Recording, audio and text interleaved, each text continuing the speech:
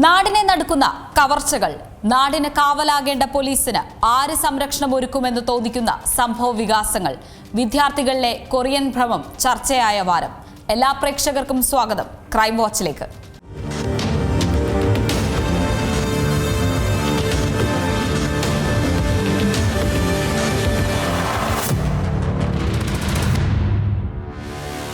Crime വാച്ചിൽ ആദ്യം നമ്മൾ പരിശോധിക്കുന്നത് വയോധികയെ ആക്രമിച്ച് സ്വർണ്ണാഭരണങ്ങൾ തട്ടിയെടുത്ത സംഭവമാണ്. തിരുവനന്തപുരം മണക്കാട് മുക്കോലക്കലിലാണ് പട്ടാപ്പകൽ ഞെട്ടിക്കുന്ന കവർച്ചയുണ്ടായത്. കോർപ്പറേഷൻ ജീവനക്കാരെന്ന വ്യാജേന നടത്തിയ തട്ടിപ്പിൽ 4 പേരെ ഫോർട്ട് പോലീസ് അറസ്റ്റ് ചെയ്തിട്ടുണ്ട്. വയോധികയിൽ നിന്ന് മോഷ്ടിച്ച സ്വർണവും പോലീസ് കണ്ടെടുത്തു. CCTV ദൃശ്യങ്ങൾ നിർണായകമായ കേസിന്റെ വിവരങ്ങൾ നോക്കാം.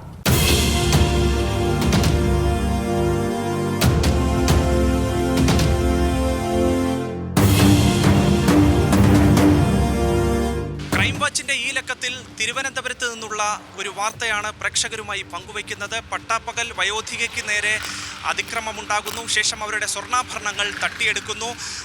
അതിൽ ഉൾപ്പെട്ട 4 പ്രതികളിൽ ഒരാൾ ഇതേ ഫ്ളാറ്റിൽ തന്നെ, ഈ അപ്പാർട്ട്മെൻറ്റിൽ തന്നെ താമസിച്ച ഒരാളാണ് എന്നുള്ളത് ഈ കേസിൻ്റെ ഗൗരവം കൂടി വർദ്ധിപ്പിക്കുകയും ചെയ്യുകയാണ്. സംഭവവുമായി ബന്ധപ്പെട്ട് 4 പ്രതികളെ കുഴിത്തുറയിൽ നിന്ന് പോലീസ് പിടികൂടിയിട്ടുണ്ട്. ഒരാൾക്കായി അന്വേഷണം നടത്തുന്നു എന്നുള്ളതാണ് പോലീസ് വ്യക്തമാക്കുകയും ചെയ്യുന്നത്. ശ്രീശിവ അപ്പാർട്ട്മെൻറ്റിൽ ഇക്കഴിഞ്ഞ വെള്ളിയാഴ്ച രാവിലെ 11:30 ഈ സംഭവം നടക്കുകയും ചെയ്യുന്നത്. അന്ന് എന്താണ് സംഭവിച്ചത്? അന്ന് ഏകദേശം ഒരു 10:45 കൂടിയാണ് എനിക്ക് താഴെ നിന്ന് അവർ ഫോൺ വിളിച്ച് പറഞ്ഞത്. ഇവിടെ തന്നെയാണ് വിളിച്ച് പറഞ്ഞത്. അമ്മ ആകെ കരയണു, ഇവിടെ കള്ളങ്കറി, ആ രീതിയിലാണ് എന്നെ വിളിച്ച് പറഞ്ഞത്. അപ്പോൾ അത് കേട്ടതും ഞാൻ ജോലിയിൽ നിന്ന് ഓടി ഇങ്ങോട്ട് വന്നപ്പോൾ ഞാൻ അവിടെ ചാക്കയിൽ നിന്ന് ഇവിടെ എത്തണ സമയം ഒരു 10-15 മിനിറ്റോളം ഇവിടെ വന്നപ്പോൾ ആണ് ഇവിടെ പോലീസും ഇവരൊക്കെ ഇരിക്കണം. അപ്പോൾ അമ്മ ഇവിടെ ഇരുന്ന് ശരിക്കും കാര്യമായിരുന്നു. അപ്പോൾ ഞാൻ വേറൊന്നും നോക്കിയില്ല. അമ്മേനെ ആദ്യം എന്താണ് അമ്മയ്ക്ക് പറ്റിയത്, അമ്മേനെ ഇത് ചെയ്യാൻ വേണ്ടിയിട്ട് മാത്രമാണ് ഞാൻ നോക്കിയത്. അത് കഴിഞ്ഞിട്ടാണ് അമ്മ ഇങ്ങനെ കള്ളം വന്നു, ഇങ്ങനെ കയറി വാതിൽ തട്ടി, ID കാർഡ് ഉണ്ടായിരുന്നു, 2 പേരെ ആക്രമിച്ചു, ഉള്ളിൽ കയറി. അമ്മ പറയണത് എന്താണെന്ന് വെച്ചാൽ ഇവിടെയൊക്കെ അവർ ഇവിടെയൊക്കെ മാന്തി. അമ്മ ഒച്ച ഉണ്ടാക്കുമ്പോൾ അവർ വായ പൊത്തിയിട്ട് മിണ്ടാണ്ടിരിക്കാനുള്ള രീതിയിൽ പറഞ്ഞു എന്നും ആ റൂമിലേക്ക് കൊണ്ട് കടത്തി മാല പൊട്ടിച്ച് പോയി എന്നൊക്കെ പറയുമ്പോൾ എനിക്ക് ആ മാല പോയിട്ടും കൂടുതലല്ല, അമ്മയ്ക്ക് തന്നെ അത്രയും ആപത്തായിരുന്നു. ഭാഗ്യം എനിക്ക് എൻ്റെ ആകൂടി ഒരു ഇത് ദൈവങ്ങളോട് അത്രയേ ഉള്ളൂ. അമ്മയ്ക്കാലൊന്നും ഇല്ലാക്കി കിട്ടിയാലോ. കോർപ്പറേഷനിലെ ജീവനക്കാരെന്ന് പറഞ്ഞുകൊണ്ടാണ് ഇവർ ഇത്തരത്തിൽ അതിക്രമിച്ച് കടന്നു കയറി ഈ റെസിഡൻസിക്ക് ഉള്ളിലേക്ക് വരുന്നത്. അത്തരത്തിൽ അങ്ങനെ കോർപ്പറേഷനിലെ ജീവനക്കാർ ഇവിടെ മാലിന്യ സംസ്കരണവുമായി ബന്ധപ്പെട്ടുള്ള വിവരങ്ങൾ അത് ധരിപ്പിക്കാനായി വരാറുണ്ടോ? അത്തരത്തിലുള്ള എന്തെങ്കിലും വിവരങ്ങളുണ്ടോ? അതിൽ ഏറ്റവും ഇതിൽ ഗൗരവതരമായിട്ടുള്ള കാര്യം, ഇതിൽ ഒരാൾ ഈ അപ്പാർട്ട്മെൻറ്റിൽ തന്നെ താഴത്തെ നിലയിൽ വാടകയ്ക്ക് താമസിക്കുന്നത്. നിങ്ങൾ 2ാമത്തെ നിലയിലാണ് താമസിക്കുന്നത്. അതെ. അതായത് ID കാർഡ് ധരിച്ച് ഒരു ലേഡി ID കാർഡ് ധരിച്ച് ഒരു ഫയലും കൊണ്ടുവന്നതുകൊണ്ടാണ് അമ്മ വാതിൽ തുറക്കാൻ തന്നെ കാരണം. ഈ കയറിയ 2 പേര്, അമ്മയ്ക്ക് അത്ര ഉറപ്പാണ്, ഈ കയറിയ 2 പേര് 3 ദിവസം മുമ്പ് ഇതേമാതിരി മോളിക്ക് വന്നിട്ടുണ്ടായിരുന്നു, വാതിൽ തട്ടിയിട്ടുണ്ടായിരുന്നു. ആ സമയത്ത് അമ്മ ഇവരെ കണ്ടപ്പോൾ തുറന്നില്ല.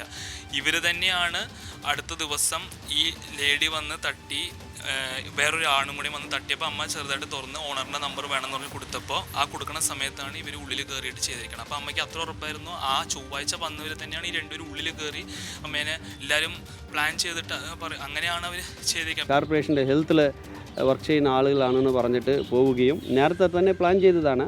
അപ്പോൾ അങ്ങനെ പോയിട്ട് ഡോറ് തട്ടുകയും പിന്നെ തുറക്കുമ്പോൾ പെട്ടെന്ന് കയറി കവർച്ച നടക്കുന്ന ആ ഒരു മോഡസാണ്.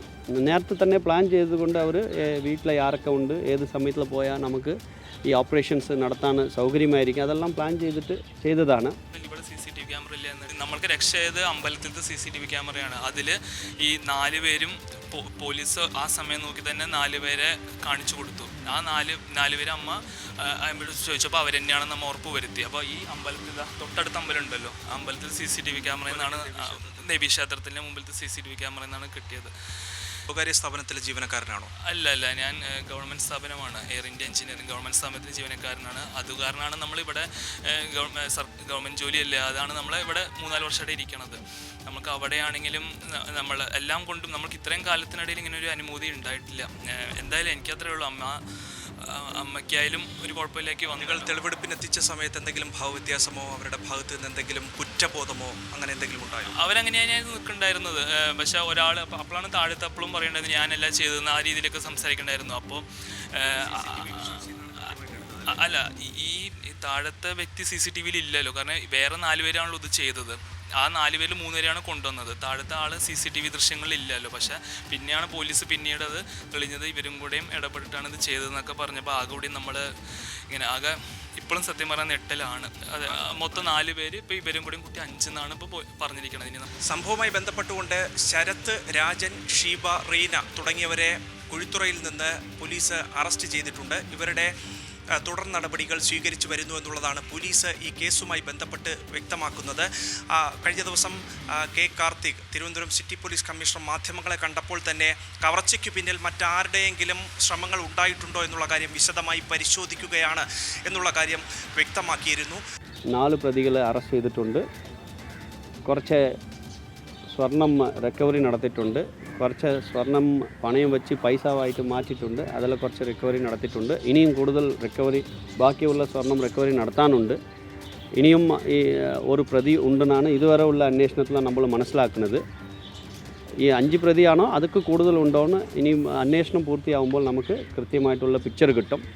ഇപ്പോൾ 4 പ്രതികൾ നമ്മൾ പിടിച്ചിട്ടുണ്ട്. പിടിച്ച പ്രതികളുടെ പ്രീവിയസ് ക്രിമിനൽ ഹിസ്റ്ററി നോക്കിയപ്പോൾ അതിനകത്ത് ഒരു പ്രതിക്ക് ഒരു 9 കേസുകളുണ്ട്, മറ്റൊരു പ്രതിക്ക് ഒരു 3 കേസുകളുണ്ട്. ഒരു സ്ത്രീയാണ്, 2 സ്ത്രീയാണ് ഇതിൽ പ്രതിയായിട്ട് വന്നിരിക്കുന്നത്. ഒരു സ്ത്രീക്ക് 3 കേസുകളുണ്ട്, മർഡർ കേസ് അടക്കമുണ്ട്. ഒരു പുരുഷനായിട്ട് വന്നിട്ടുള്ള പ്രതിക്ക് 9 കേസുകളുണ്ട്, മറ്റൊരു പ്രതിക്ക് 2 കേസുകളുണ്ട്. അപ്പോൾ അങ്ങനെ പ്രീവിയസ് ക്രിമിനൽ പശ്ചാത്തലമുള്ള പ്രതികളാണ്. അന്വേഷണം ഒരു ഭാഗത്ത് നടക്കുന്നു. പക്ഷേ അപ്പോഴും ഞെട്ടൽ വിഷ്ണുവിൻ്റെ മുഖത്ത് നിന്ന് മാറിയിട്ടില്ല. ചന്ദ്ര ശ്രീനിവാസൻ്റെ മകനാണ് വിഷ്ണു. ഈ സംഭവം അത് തിരുവനന്തപുരം നിവാസികളെ ആകെ തന്നെയും ഞെട്ടിപ്പിക്കുന്ന ഒരു സംഭവമാണെന്നുള്ള കാര്യം അക്ഷരാർത്ഥത്തിൽ വ്യക്തമാക്കുകയാണ്. അടുത്ത കാലത്തൊന്നും തന്നെ ഉണ്ടാകാത്ത 10 പവൻ സ്വർണ്ണാഭരണങ്ങൾ കവർന്നെടുത്തു എന്നുള്ളത് മാത്രമല്ല, വയോധികയുടെ ജീവൻ പോലും അപായപ്പെടുത്തുന്ന തരത്തിലേക്കായിരുന്നു ഈ പ്രതികളുടെ ഒരു രീതി, പ്രതികൾ നടത്തിയ വൈകൃതവും എന്നുള്ള കാര്യം കൃത്യമായി തന്നെ പറയാം. പലതവണ ചന്ദ്ര ശ്രീനിവാസനെ കരണത്തടിക്കുകയും മാറി മാറി മർദ്ദിക്കുകയും അടക്കമുള്ള കാര്യങ്ങൾ ചെയ്തു എന്നുള്ള കാര്യം വിഷ്ണു പറയുകയുമാണ്. സംസ്ഥാനത്ത് ദിനം പ്രതി നിരവധി സ്വർണ്ണ കവർച്ചാ കേസുകളാണ് റിപ്പോർട്ട് ചെയ്യുന്നത്. വീട് കയറിയുള്ള മോഷണങ്ങൾക്ക് പുറമെ നഗരമധ്യത്തിലും വഴിയോരങ്ങളിലും യാത്രക്കിടെയുമൊക്കെ കവർച്ച നടക്കുന്നുണ്ട്. കവർച്ച ചെയ്ത മുതൽ കണ്ടെത്താനുള്ള ഉത്തരവാദിത്വം പോലീസിനുള്ളതുപോലെ വിലയേറിയ വസ്തുക്കൾ പരമാവധി സൂക്ഷിക്കാൻ നമ്മളും ബാധ്യസ്ഥരാണ്. അടുത്തിടെ കൊല്ലത്തും തൃശൂരും കോഴിക്കോടും നടന്ന കവർച്ചാ കേസുകളുടെ റിപ്പോർട്ട് കാണാം.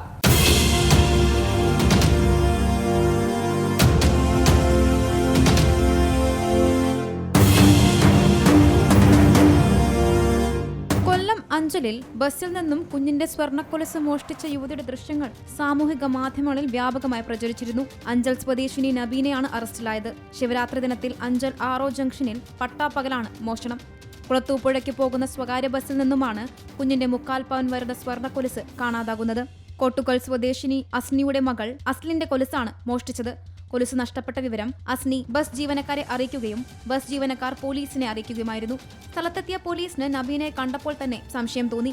തുടർന്ന് ബസ് അഞ്ചൽ പോലീസ് സ്റ്റേഷനിൽ എത്തിച്ച് നടത്തിയ പരിശോധനയിൽ സ്വർണം മോഷ്ടിച്ചത് നബീനയെന്ന് വ്യക്തമായി.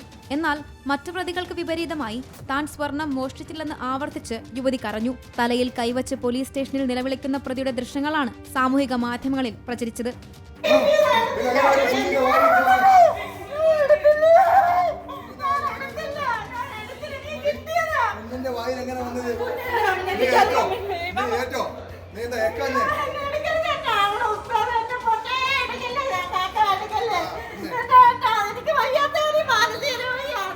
നബീന ഇതിനു മുൻപും സമാന കേസുകളിൽ ഉൾപ്പെട്ടിട്ടുണ്ടെന്നും പോലീസ് സ്റ്റേഷനിൽ ചെല്ലുമ്പോൾ ഉടമയ്ക്ക് സ്വർണം തിരികെ നൽകി തടി തപ്പുന്നതാണ് പതിവെന്നും പോലീസ് വ്യക്തമാക്കി. ഗുരുവായൂർ ക്ഷേത്രത്തിലും അടുത്തിടെ സമാന സംഭവമുണ്ടായി.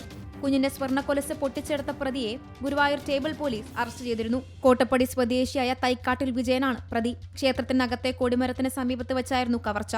ഒരുമനയൂർ സ്വദേശിയായ ബിഷാജിയുടെ 4 വയസ്സുള്ള മകൾ ഇഷാൻവിയുടെ 6 ഗ്രാം തൂക്കം വരുന്ന സ്വർണ്ണക്കൊലസാണ് പ്രതി പൊട്ടിച്ചെടുത്തത്. തിരക്കുള്ള ദിവസങ്ങളിൽ ഗുരുവായൂർ ക്ഷേത്രത്തിൽ പതിവായി വരുന്ന CCTV ദൃശ്യങ്ങൾ നോക്കി നിരന്തരം നിരീക്ഷിച്ചാണ് പ്രതിയെ പിടികൂടിയത്. ഈയിടെ മോഷ്ടിച്ച സ്വർണ്ണമാല വിഴുങ്ങിയ സംഭവം വലിയ വാർത്തയായിരുന്നു. മോഷണത്തെക്കാൾ പോലീസിനെ വലച്ചത് തൊണ്ടി മുതൽ നഷ്ടപ്പെടുത്താൻ പ്രതിയായ യുവതി നടത്തിയ ശ്രമങ്ങളായിരുന്നു.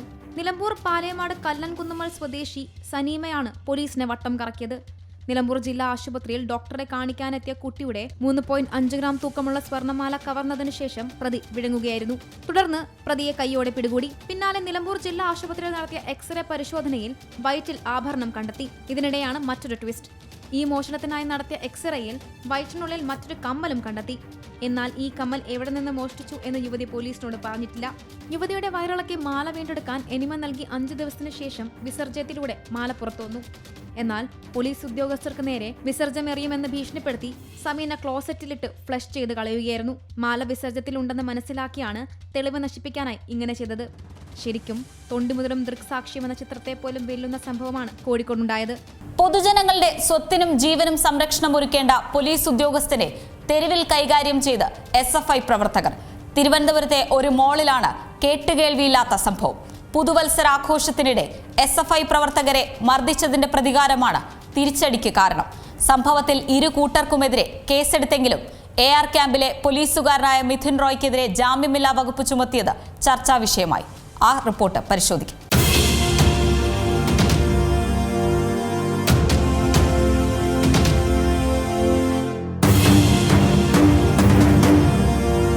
കഴിഞ്ഞ പുതുവത്സരാഘോഷ വേളയിൽ ശംഖുമുഖത്തുണ്ടായ പ്രശ്നത്തെ തുടർന്നാണ് പിന്നീട് ഇത്തരത്തിലുള്ള സംഘർഷത്തിലേക്ക് കടന്നത്. അന്ന് പോലീസുകാരനായ മിഥുൻ റോയ് SFI പ്രവർത്തകർക്കെതിരെ ആക്രമണമുണ്ടായിരുന്നു. ലാത്തി വീശി അവരെ ആക്രമിച്ചിരുന്നു. അതിനെ തുടർന്ന് മാൾ ഓഫ് ട്രാവൻകൂറിൽ വെച്ച് കഴിഞ്ഞ കുറച്ച് ദിവസങ്ങൾക്ക് മുമ്പാണ് SFI പ്രവർത്തകർ കൂട്ടം കൂടി ഈ പോലീസുകാരനായ മിഥുൻ റോയ്ക്കെതിരെ ആക്രമണം നടത്തിയത്. അന്ന് മിഥുൻ റോയോടൊപ്പം സഹോദരി കൂടി ഉണ്ടായിരുന്നു. ഇരുവരും മാളിലേക്ക് എത്തിയ സമയത്താണ്, മെഡിക്കൽ ലീവിലായിരുന്ന ഉദ്യോഗസ്ഥനാണ് ഇദ്ദേഹം, ആ സമയത്താണ് മിഥുൻ റോയ്ക്കെതിരെ ഈ SFI പ്രവർത്തകർ ആക്രോശിച്ചുകൊണ്ട് കയ്യേറ്റം ചെയ്തത്. എന്നാൽ തിരിച്ചും മിഥുനും ആക്രമിക്കുന്ന സാഹചര്യമുണ്ടായിരുന്നു. മിഥുൻ ഇടിവള ഉപയോഗിച്ച് ആക്രമിച്ചു എന്നുള്ളത് ദൃശ്യങ്ങളിൽ വ്യക്തമായിരുന്നു. ഇതിനെ തുടർന്നാണ് പോലീസിൽ മിഥുൻ കേസ് കൊടുത്തപ്പോൾ അതിനെ തുടർന്ന് SFI പ്രവർത്തകരും മറുപടിയായി കേസ് നൽകിയിരുന്നു. അങ്ങനെ വഞ്ചിയൂർ സ്റ്റേഷനിൽ വെച്ച് പോലീസ് എടുത്ത കേസിൽ SFI പ്രവർത്തകർക്ക് ജാമ്യം ലഭിക്കുന്ന വകുപ്പുകൾ മാത്രമാണ് അവർക്കെതിരെ ചുമത്തിയിരുന്നത്. അതുകൊണ്ട് തന്നെ അത് വലിയ വ്യാപകമായ ഒരു വിമർശനം നേരിടേണ്ടി വന്നു. ഇതേ സമയം തന്നെ പേട്ട പോലീസ് SFI പ്രവർത്തകരുടെ പരാതിയിൽ മേൽ മിഥുൻ റോയ്ക്കെതിരെയും കേസെടുത്തിരുന്നു. മർദ്ദിക്കുന്നതും അതോടൊപ്പം തടഞ്ഞു നിർത്തുന്നതും ആയുധം ഉപയോഗിച്ച് ആക്രമിക്കുന്നതും അടക്കമുള്ള വകുപ്പുകൾ ചുമത്തി ജാമ്യം ലഭിക്കാത്ത കേസാണ് എടുത്തിരുന്നത്. ഇത് പോലീസ് സേനയ്ക്കുള്ളിൽ ഒരു അമർഷം ഉയർത്തിയിരുന്നു. എന്നാൽ പോലീസ് സേന ആദ്യം പ്രതികരിച്ചില്ല. പിന്നീട് കമ്മീഷണർക്കെതിരെ ട്രോളുകൾ ഉയർന്നു വന്നിരുന്നു. പോലീസ് ഗ്രൂപ്പുകളിലെല്ലാം അത്തരത്തിലുള്ള പ്രതികരണങ്ങളാണ് വന്നത്. ഇതിനെ തുടർന്നാണ് പോലീസ് അസോസിയേഷൻ്റെ നേതൃത്വം ഇത് കണക്കാക്കിക്കൊണ്ട് തന്നെ ഒരു വലിയ പത്രക്കുറിപ്പ് പുറത്തുവിട്ടിരുന്നു. അതായത് ജനാധിപത്യ കേരളത്തിന് അപമാനമാണ് ഈ നടപടി, ജാമ്യമില്ലാ വകുപ്പ് ചുമത്തിയത് ശരിയായിട്ടില്ല, SFI പ്രവർത്തകരെ അറസ്റ്റ് ചെയ്യാത്തതും ശരിയായില്ലെന്ന് ചൂണ്ടിക്കാട്ടിയിരുന്നു.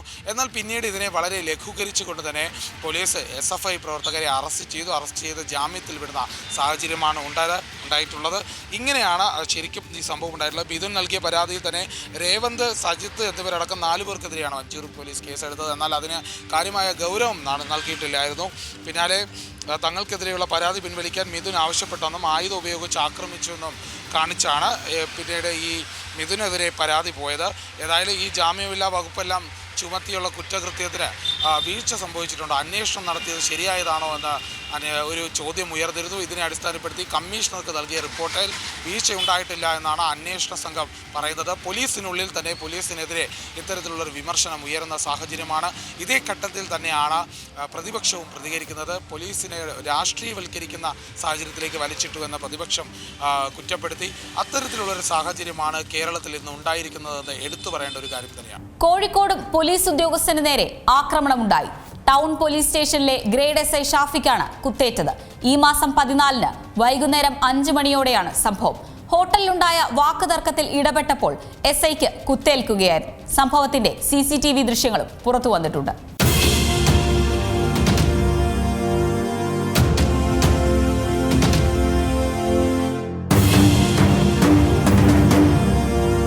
5 മണിയോടെയാണ് സംഭവം.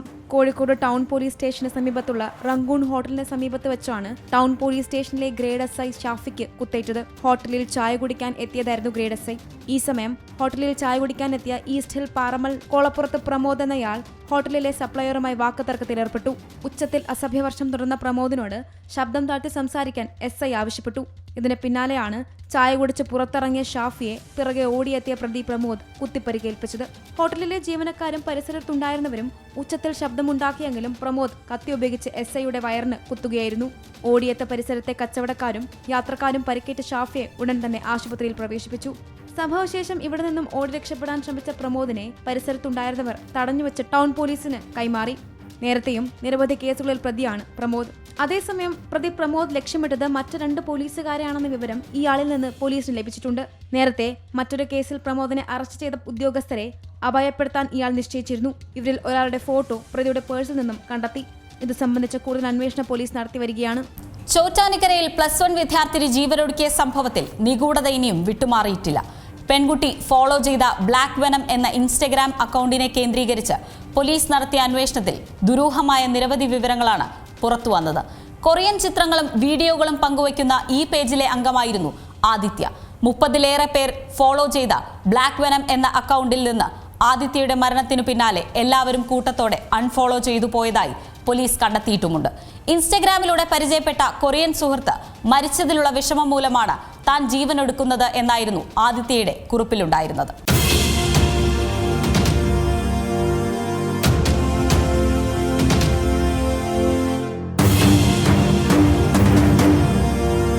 ചോറ്റാനിക്കരയിലെ 16 വയസ്സുകാരി ആദിത്യയുടെ മരണവുമായി ബന്ധപ്പെട്ട ദുരൂഹത ഇനിയും വിട്ടുമാറിയിട്ടില്ല. തൻ്റെ കൊറിയൻ സുഹൃത്തിൻ്റെ മരണമാണ് തന്നെ മരണത്തിലേക്ക് തള്ളിവിട്ടത് എന്നായിരുന്നു ആദിത്യയുടെ വീട്ടിൽ നിന്നും കണ്ടെത്തിയ കുറിപ്പിൽ ഉണ്ടായിരുന്നത്. എന്നാൽ പിതാവ് ആ ആരോപണങ്ങളെയൊക്കെ നിഷേധിക്കുകയായിരുന്നു. ഈ കൊറിയൻ സുഹൃത്ത് എന്നുള്ളത് പോലും ഒരു വ്യാജ നിർമ്മിതിയാണ്, കേരളത്തിലുള്ള അല്ലെങ്കിൽ മലയാളിയായ മറ്റാരോ ഈ പെൺകുട്ടിയെ കബളിപ്പിച്ചതാണ് എന്ന അടക്കമുള്ള ആരോപണങ്ങളാണ് പിതാവ് മുന്നോട്ട് വെക്കുന്നത്. അതേസമയം ഈ പെൺകുട്ടി സാമൂഹ്യ മാധ്യമങ്ങളിൽ ഏറെക്കാലമായി കൊറിയൻ ഭാഷയോടും കൊറിയൻ ചിത്രങ്ങളോടും പാട്ടുകളോടുമൊക്കെ വലിയ അടുപ്പം പുലർത്തിയിട്ടുള്ള ഒരാളാണെന്ന് പിതാവ് പറയുമ്പോഴും ഈ പെൺകുട്ടിയുടെ ഇൻസ്റ്റഗ്രാം അക്കൗണ്ടുകളും മറ്റും പോലീസ് പരിശോധിച്ചപ്പോൾ ഏതാനും ചില കൊറിയൻ സൗഹൃദങ്ങൾ ഈ പെൺകുട്ടിക്കുണ്ട്, അല്ലെങ്കിൽ കൊറിയൻ ഭാഷയിലുള്ള ചില അക്കൗണ്ടുകളെ ഈ പെൺകുട്ടി ഏറെക്കാലമായി പിന്തുടരുന്നതായി പോലീസും മറ്റും കണ്ടെത്തിയിരുന്നു. എന്നാൽ ഈ പെൺകുട്ടിയുടെ മരണത്തിന് തൊട്ടു പിന്നാലെ തന്നെ ഇതിൽ പല കൊറിയൻ അക്കൗണ്ടുകളിലും കൂട്ടത്തോടെ ആളുകൾ അൺഫോളോ ചെയ്യുന്നൊരു കാഴ്ചയും, അതായത് മുമ്പൊക്കെ നിരവധി ഫോളോവേഴ്സ് ഉണ്ടായ പല അക്കൗണ്ടുകളും പെട്ടെന്ന് തന്നെ ഫോളോവേഴ്സിൻ്റെ എണ്ണം കുറയുന്നതായി മറ്റും പോലീസ് കണ്ടെത്തിയിരുന്നു. കൂട്ടത്തോടെ ആളുകൾ ഈ അക്കൗണ്ടുകളെ അൺഫോളോ ചെയ്യുന്നത് ഒരു കണ്ടെത്തലും പോലീസ് നടത്തിയിട്ടുണ്ട്. അതോടൊപ്പം തന്നെ ഈ അക്കൗണ്ടുകളുടെ പിന്നിൽ ബ്ലാക്ക് വെനം എന്ന് പറയുന്ന ഒരു അക്കൗണ്ട് ഈ പെൺകുട്ടി പിന്തുടരുകയും പെൺകുട്ടിയെ തിരികെ പിന്തുടരുകയും ചെയ്യുന്ന ഒരു അക്കൗണ്ട് കേന്ദ്രീകരിച്ചും പോലീസ് ഇപ്പോൾ അന്വേഷണം നടത്തുന്നുണ്ട് എന്നതാണ് നമുക്ക് ലഭിക്കുന്ന വിവരം. ചോറ്റാനിക്കര പോലീസാണ് ഈ പെൺകുട്ടിയുടെ മരണവുമായി ബന്ധപ്പെട്ട് കേസ് രജിസ്റ്റർ ചെയ്ത് നിലവിൽ അന്വേഷണം പുരോഗമിക്കുന്നത്. ഈ അക്കൗണ്ടുകൾ, ഇൻസ്റ്റഗ്രാം അക്കൗണ്ടുകൾ സംസ്ഥാനത്താണോ അല്ലെങ്കിൽ രാജ്യത്താണോ അതോ ഏതെങ്കിലും രാജ്യത്തിന് പുറത്തു നിന്നുള്ള എന്തെങ്കിലും കേന്ദ്രങ്ങളാണോ നിയന്ത്രിക്കുന്നത് എന്നടക്കമുള്ള വിവരങ്ങളും പോലീസ് അന്വേഷിക്കുന്നുണ്ട്. ഇതിൽ ഏറ്റവും സുപ്രധാനമായ ഒരു വിവരം, ഈ പെൺകുട്ടിയുടെ മരണത്തിന് പിന്നാലെ തന്നെ ഇതിൽ പല അക്കൗണ്ടുകളും ഇപ്പോൾ പ്രവർത്തിക്കുന്നില്ല എന്നതാണ്. ഏതായാലും സാമൂഹ്യ മാധ്യമങ്ങളിൽ ഒളിഞ്ഞിരിക്കുന്ന കെണി, ആ കെണി തന്നെ ആയിരിക്കാം ഈ പെൺകുട്ടിയുടെ മരണത്തിലേക്കും നയിച്ചത് എന്നതാണ് പ്രാഥമികമായ ഒരു നിഗമനം. അടുത്തിടെ ലോറൻസ് ബിഷ്ണോയ് ഗാങ്ങും പോലീസും തമ്മിൽ ഡൽഹിയിൽ ഏറ്റുമുട്ടുകയും ഷാർപ്പ് ഷൂട്ടർമാർ ഉൾപ്പെടെ നിരവധി പേർ അറസ്റ്റിലാവുകയും ചെയ്ത സംഭവം നമ്മൾ കേട്ടതാണ്. ഭവാന വ്യവസായ മേഖലയിലെ 35-കാരനായ ബിസിനസ്സുകാരൻ വൈഭവ് ഗാന്ധിയെ വെടിവച്ച് കൊലപ്പെടുത്തിയ കേസിൽ ലോറൻസ് ബിഷ്ണോയ് സംഘത്തിലെ 5 പേരെ അറസ്റ്റ് ചെയ്തതായി റിപ്പോർട്ടും വന്നിട്ടുണ്ട്. അഴിക്കുള്ളിലും തന്റെ സംഘത്തെ സുഗമമായി നയിക്കുന്ന ഒരു ഗ്യാങ്സ്റ്റർ. ആരാണ് ലോറൻസ് ബിഷ്ണോയ്? നോക്കാം.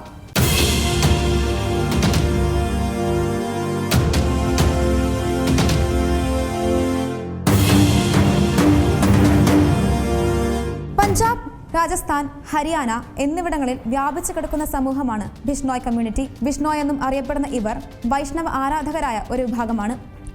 പ്രകൃതി സംരക്ഷണത്തിലും സസ്യജന്തുജാലങ്ങളോടുമുള്ള സ്നേഹത്തിലും ബിഷ്ണോയികൾ പ്രസിദ്ധരാണ്. രാജഭരണകാലത്ത് മരം മുറിക്കാനെത്തിയ രാജാവിന്റെ ആളുകളെ തടയാൻ 1730-ൽ മരത്തിൽ കെട്ടിപ്പിടിച്ചു നിൽക്കുകയും 363 ബിഷ്ണോയികൾ ജീവൻ ബലി നൽകുകയും ചെയ്ത ചരിത്രം ഇവർക്കുണ്ട്. ബിഷ്ണോയ് തത്വചിന്തയുടെ പ്രധാന തത്വങ്ങളിലൊന്ന് അവരുടെ ആത്മീയ ഗുരുവായ ജംബേശ്വറിന്റെ പുനർജന്മമായി കരുതപ്പെടുന്ന ബ്ലാക്ക് ബക്സ് അഥവാ കൃഷ്ണമൃഗത്തിന്റെ ആരാധിക്കുക എന്നതാണ്.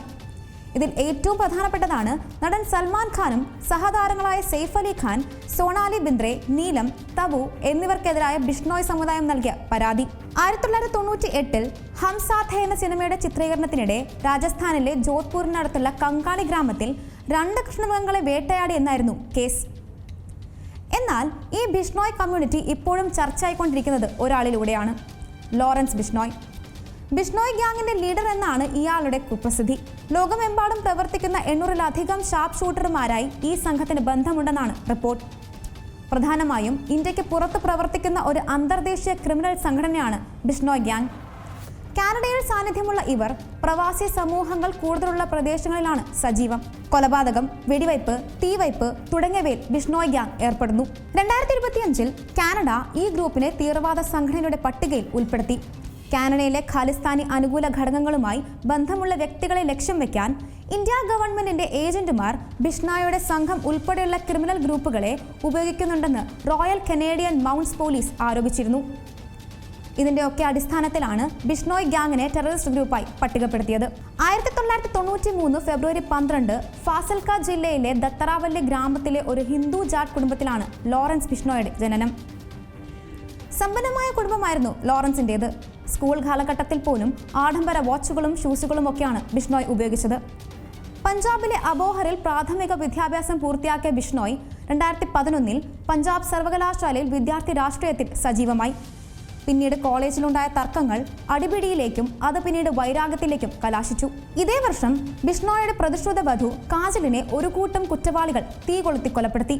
ഈ സമയം കുപ്രസിദ്ധ ഗുണ്ടാ സംഘമായി മാറിയ ഗോൾഡി ബ്രാരുമായി ബിഷ്ണോയ് അടുത്ത ബന്ധം സ്ഥാപിച്ചു.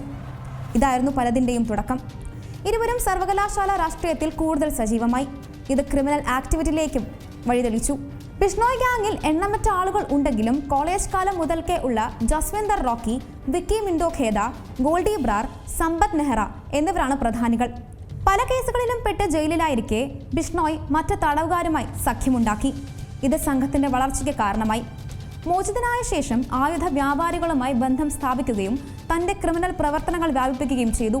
ഉന്നത നിലവാരമുള്ള കേസുകളിലുള്ള പങ്കാളിത്തമാണ് ബിഷ്ണോയ് ഗ്യാങ് മറ്റുള്ളവർക്ക് പരിചിതമാകാനുള്ള ഒരു കാരണം. കൃഷ്ണമൃഗ വേട്ട കേസുമായി ബന്ധപ്പെട്ട് 2018 ബിഷ്ണോയ് ഗ്യാങ് അംഗം സമ്പത്ത് നെഹ്റ നടൻ സൽമാൻ ഖാനെ ആക്രമിക്കാൻ ശ്രമിച്ചിരുന്നു. 2022 കൊല്ലപ്പെട്ട പഞ്ചാബി ഗായകൻ സിദ്ധു മൂസേവാലയുടെ കൊലപാതകം ആസൂത്രണം ചെയ്തതിന്റെ ഉത്തരവാദിത്തം ബിഷ്ണോയ് ഗ്യാങ് ഏറ്റെടുത്തു. 2023 സെപ്റ്റംബറിൽ കാനഡയിലെ ഖലിസ്ഥാൻ ടൈഗർ ഫോഴ്സിലെ അംഗമായ സുഖ്ദുൽ സിംഗ് ഗില്ലിന്റെ കൊലപാതകത്തിന്റെ ഉത്തരവാദിത്തവും ഏറ്റെടുത്തിരുന്നു. 2023 ഡിസംബറിൽ കർണി സേന പ്രസിഡന്റ് സുഖ്ദേവ് സിംഗ് ഗോങ്കാവേദി ജയ്പൂരിൽ വെടിയേറ്റ് കൊല്ലപ്പെട്ട സംഭവം. 2024 ഒക്ടോബറിൽ മഹാരാഷ്ട്രയിലെ ക്യാബിനറ്റ് മന്ത്രിയായിരുന്ന ബാബ സിദ്ദിഖിന്റെ കൊലപാതകം. പഞ്ചാബ്, രാജസ്ഥാൻ, ഹരിയാന, ഡൽഹി എന്നിവയുൾപ്പെടെ ഒന്നിലധികം സംസ്ഥാനങ്ങളിലായി ബിഷ്ണോയ് 84 ക്രിമിനൽ കേസുകൾ നേരിടുന്നുവെന്ന് NIAയുടെ കണ്ടെത്തൽ. സിഖ് വിഘടനവാദികളെ ലക്ഷ്യമിട്ട് ഇവർ ആക്രമണം നടത്തിയതായും 2023 ഹർദീപ് സിംഗ് നിജാറിന്റെ കൊലപാതകവുമായി സംഘത്തിന് ബന്ധമുണ്ടെന്ന കാനഡിയൻ അധികൃതരുടെ അവകാശവാദം എന്നിങ്ങനെ നിരവധി. ഇന്ത്യയിലെ ഗുജറാത്തിലെ സബർമതി സെൻട്രൽ ജയിലിൽ ഒരു ഉയർന്ന സുരക്ഷാ വാർഡിലാണ് ലോറൻസ് ബിഷ്ണോയ് നിലവിൽ തടവിലുള്ളത്. എന്നിരുന്നാലും ലോറൻസ് ബിഷ്ണോയ്ക്ക് തന്റെ ക്രിമിനൽ ആക്ടിവിറ്റികൾ തുടരുന്നതിൽ ഒരു തടസ്സവും നേരിടുന്നില്ല എന്നതാണ് ആശ്ചര്യം. സൈബർ കുറ്റകൃത്യങ്ങളിൽ ശിക്ഷാ നടപടികൾ വൈകുന്നത് എന്തുകൊണ്ട് എന്ന് ചിന്തിച്ചിട്ടുണ്ടോ? സൈബർ കുറ്റകൃത്യങ്ങളും നിയമ നടപടികളും വിശദമായി പരിശോധിക്കുകയാണ് ക്രൈം വാച്ചിലെ പ്രത്യേക സെഗ്മെന്റ് ജൂറിസ്. ഒരു ആഗോളീകരണ കാലഘട്ടത്തിൽ ലോകം തന്നെ ഒരു ഗ്ലോബൽ വില്ലേജായ ഒരു സാഹചര്യമാണ് നമ്മുടെ മുന്നിലുള്ളത്. അതുകൊണ്ട് തന്നെയും ലോകത്തിലെ വിവിധ ഭാഗങ്ങളിലുള്ള ആളുകൾ തമ്മിൽ സംവദിക്കാനും അതോടൊപ്പം തന്നെ വിവിധ മാധ്യമങ്ങളിലൂടെയുള്ള ബന്ധപ്പെടാനുമുള്ള ഒട്ടേറെ സാഹചര്യമുള്ള ഒരു കാലഘട്ടത്തിലാണ് ഇത്തരത്തിലുള്ള ദുരനുഭവങ്ങളും അല്ലെങ്കിൽ ഇത്തരത്തിലുള്ള ദൗർഭാഗ്യകരമായ സംഭവങ്ങളും ഉണ്ടായിട്ടുള്ളത്. ഇവിടെ സംഭവിച്ചത് എന്താണ്? അതായത് ഒരു കൊറിയൻ യുവാവായിട്ടുള്ള ഒരു പ്രണയിതാവ് അദ്ദേഹത്തിൻ്റെ കാമുകനാണെന്ന് പറയുന്നു. ഇനി അങ്ങനെ ഒരാൾ ഉണ്ടോ എന്ന് പോലും അറിയാൻ കഴിയില്ല. കാരണം ഈ കുട്ടിയുടെ മരണശേഷം ആ അക്കൗണ്ടുകളൊക്കെ തന്നെ ഡിലീറ്റ് ചെയ്യപ്പെട്ട സാഹചര്യമാണ് നിലവിലുള്ളത്. അപ്പോൾ ഇത്തരത്തിലുള്ള കുട്ടികൾ, അതായത് നമ്മുടെ കുട്ടികൾ, അതായത് അതിൽ പ്രായപൂർത്തി ഉള്ളവരും പ്രായപൂർത്തി ഇല്ലാത്തവരും ഒക്കെ തന്നെ നമുക്കറിയാം നമ്മുടെ രാജ്യത്ത് സോഷ്യൽ മീഡിയ എന്ന് പറയുന്നത് വളരെ ചെറിയ പ്രായം മുതൽക്ക് തന്നെ ഇന്ന് കുട്ടികൾ വല്ലാത്ത രീതിയിൽ അഡിക്റ്റ് ആവുന്ന ഒരു സാഹചര്യമുണ്ട്. അപ്പോൾ ആ കുട്ടികൾ ഇങ്ങനെ ചാറ്റ് ചെയ്യുന്നു, സംവദിക്കുന്നു, സംസാരിക്കുന്നു. അപ്പോൾ നമുക്കറിയാം ദൃശ്യമാധ്യമങ്ങളിലായാലും അല്ലെങ്കിൽ നവമാധ്യമങ്ങളിലായാലും നല്ല വശങ്ങൾ എപ്പോഴും നമ്മൾ ഉൾക്കൊള്ളുമ്പോൾ ഇത്തരത്തിലുള്ള മോശം വശങ്ങൾ പലപ്പോഴും നമുക്ക് വലിയ, അതായത് ഒരു കുട്ടിയുടെ ജീവൻ തന്നെ അപകടത്തിലാവുന്ന ഒരു സാഹചര്യം ഉണ്ടായിരിക്കുന്നു. ആ കുട്ടി മരണിച്ചതിനെക്കുറിച്ച് നോക്കുമ്പോൾ അതിൻ്റെ മരണകാരണം വളരെ എല്ലാവരെയും ആശ്ചര്യപ്പെടുത്തുന്നു. കാര്യം ഇത്തരത്തിലുള്ള ഒരിക്കലും കണ്ടിട്ടില്ലാത്ത അല്ലെങ്കിൽ ഒരിക്കലും നേരിട്ട് കാണാൻ സാധിക്കാത്ത മറ്റേതോ ലോകത്തിൻ്റെ വിവിധ ഭാഗങ്ങളിൽ ഇരുന്നു കൊണ്ട് ആളുകളോട് സംവദിച്ചുകൊണ്ട് ആ ഒരു പ്രശ്നത്തെ നേരിട്ടുകൊണ്ടാണ് ഈ ഒരു മരണം സംഭവിച്ചിട്ടുള്ളത്. അപ്പോൾ ഇത് വളരെ ഗൗരവത്തിൽ നമ്മുടെ നിയമം കൈകാര്യം ചെയ്യേണ്ട അവസ്ഥയാണ്. നമുക്കറിയാം നമ്മുടെ രാജ്യത്ത് IT ആക്ട് 2020 നിലവിൽ വന്നിട്ടുണ്ട്, 2000 ആണ്ടിൽ നിലവിൽ വന്നിട്ടുണ്ട്. പക്ഷേ ഈ IT ആക്ടിൻ്റെ പല ന്യൂനതകൾ നമ്മളെ സംബന്ധിച്ചിടത്തോളം ഒരു സൈബർ കുറ്റകൃത്യമെന്ന് പറയുന്നത് ഒരു സംസ്ഥാനത്തിലോ അല്ലെങ്കിൽ അതിൻ്റെ സംസ്ഥാനത്തിന് പുറത്ത് പോയാൽ പോലും കണ്ടുപിടിക്കാൻ പറ്റാത്തൊരവസ്ഥയാണ്. ആ സാഹചര്യത്തിലാണ് ഗ്ലോബൽ തലത്തിൽ നടക്കുന്ന ഇത്തരത്തിലുള്ള തട്ടിപ്പ്, അതായത് മണി സ്കാം മുതൽ ഇന്ന് നമ്മുടെ കുട്ടികൾ വരെ ഇത്തരത്തിലുള്ള ട്രാപ്പുകളിലേക്ക് വിടുന്ന ഒരു സാഹചര്യത്തിലേക്ക് വിടുന്നു. അപ്പോൾ അതുകൊണ്ട് തന്നെ ഒരു അന്താരാഷ്ട്ര തലത്തിൽ, അതായത് നമുക്കറിയാം നമ്മുടെ രാജ്യത്തിൽ ഒരു ആഗോള വില്ലേജ് എന്ന സംസ്കാരം നമ്മൾ തുടരുന്ന സാഹചര്യത്തിൽ ആ ആഗോള വില്ലേജിൽ ഒരു ആഗോള തലത്തിലുള്ള നിയമം ആവശ്യമാണ്. അതല്ലാതെ ഏതെങ്കിലും ഒരു രാജ്യത്തെ നിയമം കൊണ്ടോ അല്ലെങ്കിൽ ഏതെങ്കിലും ഒരു സംസ്ഥാനത്തെ നിയമം കൊണ്ടോ ഒരു പോലീസിങ് കൊണ്ടോ ഒന്നും തന്നെയും ഇത്തരത്തിലുള്ള മാഫിയകളെയോ അല്ലെങ്കിൽ ഇത്തരത്തിലുള്ള കാര്യങ്ങളെ ഒന്നും തന്നെയും അടിച്ചമർത്തുവാനോ അതല്ലെങ്കിൽ ഇത്തരക്കാരെ അറസ്റ്റ് ചെയ്യാനോ സാധിക്കാത്ത ഒരു സാഹചര്യമാണ്. അപ്പോൾ ഇത്തരത്തിലൊരു ആഗോള തലത്തിൽ ഇതിനെതിരായിട്ട് ലോകരാജ്യങ്ങൾ തന്നെ ഒരു കാര്യങ്ങൾ ഉണ്ടാവണം. അതോടൊപ്പം തന്നെയാണ് നമ്മുടെ കുട്ടികളുടെ സോഷ്യൽ മീഡിയയിലാവട്ടെ ഇൻ്റർനെറ്റിലാവട്ടെ അവരേക്ക് ഉപയോഗിക്കുന്ന കുട്ടികളെ നിരീക്ഷിക്കുവാൻ അധ്യാപകരും രക്ഷിതാക്കളുമൊക്കെ തന്നെ മുന്നോട്ട് വരണം. അപ്പോൾ നമുക്കറിയാം നമ്മുടെ നാട്ടിലെ കുട്ടികളൊക്കെ തന്നെ പൗരസ്വാതന്ത്ര്യത്തെക്കുറിച്ചും അല്ലെങ്കിൽ കുട്ടികളുടെ അവകാശങ്ങളെക്കുറിച്ചൊക്കെ വല്ലാതെ സംസാരിക്കുന്നവരാണ്. പക്ഷേ ഈ അവകാശങ്ങളെല്ലാം തന്നെ നിലനിർത്തിക്കൊണ്ട് തന്നെ അവരുടെ ഭാവി, അവർ നമ്മുടെ രാജ്യത്തിൻ്റെ പൗരന്മാരാണ്. അടുത്ത തലമുറ എന്ന് പറയുന്നത് നമ്മുടെ രാജ്യത്തിൻ്റെ പ്രതീക്ഷയാണ്. അപ്പോൾ ആ പ്രതീക്ഷച്ചൊത്ത സമൂഹത്തെ നിലനിർത്തേണ്ടത്, ആ സമൂഹത്തെ നേർവഴിക്ക് കൊണ്ടുപോകേണ്ടത് നമ്മുടെ ഓരോരുത്തരുടെയും ബാധ്യതയാണ്. ആ ബാധ്യത ഏറ്റെടുക്കാൻ നമ്മൾ ശക്തമായി മുന്നോട്ട് വരണം. നിയമം കർശനമാക്കണം. നിയമത്തിൻ്റെ പഴുതിൽ നിന്ന് ഇത്തരം കുറ്റകൃത്യങ്ങൾ നടത്തി രക്ഷപ്പെടുന്ന ആളുകളെ കണ്ടെത്താൻ കഴിയണം. എവിടെ ഇരുന്നാണോ കുറ്റകൃത്യം നടത്തുന്ന സോഴ്സ്, അതായത് എവിടെയാണോ ഉറവിടം, അവിടേക്കാണ് അന്വേഷണം പോവേണ്ടത്. ഉറവിടത്തിൽ തന്നെ നിന്ന് അന്വേഷണം നടത്തിക്കൊണ്ട് ഇത്തരം കുറ്റകൃത്യങ്ങൾ അവസാനിപ്പിക്കാനുള്ള നടപടികളാണ് നമുക്ക് ആവശ്യം. ഏറ്റവും പുതിയ വാർത്തകളും വിശേഷങ്ങളും വിരൽ തുമ്പിലറിയാൻ സീ മലയാളം ന്യൂസ് എല്ലാ ഡിജിറ്റൽ പ്ലാറ്റ്ഫോമുകളിലും ലഭ്യം.